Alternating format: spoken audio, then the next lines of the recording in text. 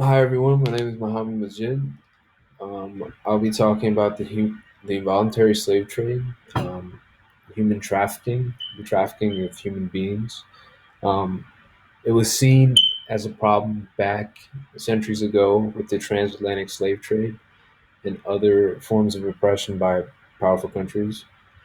But I'm going to talk about how it's manifested itself in a number of ways as a consequence of greed, particularly neoliberalism, which we've talked about in class, and patriarchy, and I hope to bring to light the reasons for why this is still a problem in the path moving forward.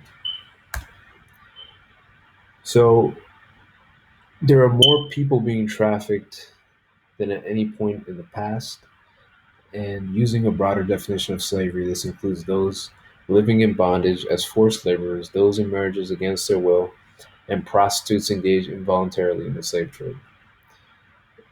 So, people profit more in developed countries. The slave owners uh, and $32 billion in profits each year, half of which goes to industrialized countries. So industrialized countries get the bulk of the profit, and they allow this to sustain and continue to grow as a problem. The State Department has 11 criteria. Tier one, um, which meets all the criteria, includes 30 countries that have met the minimum standards to combat slavery, but acknowledge that they can make more progress. Tier 2 includes 92 countries that have made some tangible effort but do not meet the minimum standards. And Tier 3 has 21 countries and have no steps to combat human trafficking.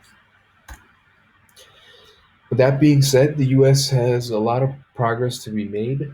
Um, there are laws in the books, but it does not demand the attention of policymakers to really talk about this and really talk about the reasons. And there is not a strong coalition or organized effort to really address this problem.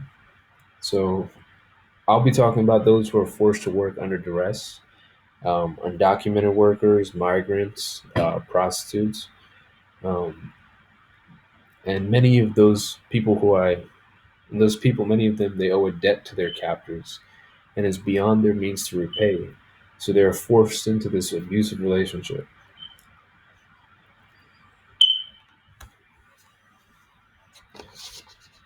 So law enforcement and policymakers are complicit um, in this problem, but the root of it is an inequitable system, um, which encourages this this issue. The system allows people to have their dignity taken away, and the powerful allowed to bully the vulnerable. So I'll go into depth about structural adjustment policies and cuts to the social safety net, patriarchy, which is prevalent across the globe, machismo culture, and gender norms. So, a lot of these developing countries are dependent on rich countries.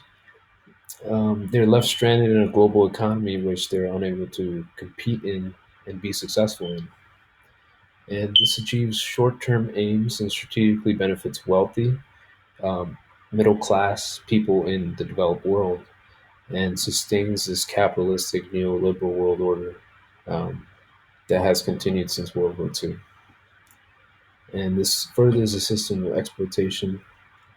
It's not just the debt placed upon these countries, but the debt that migrants who leave these countries uh, have leveled on them by their employers, or as I say, their masters.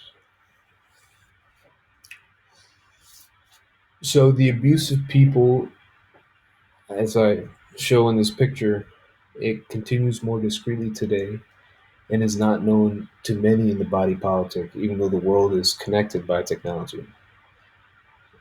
Immigrants are often exploited by their employers.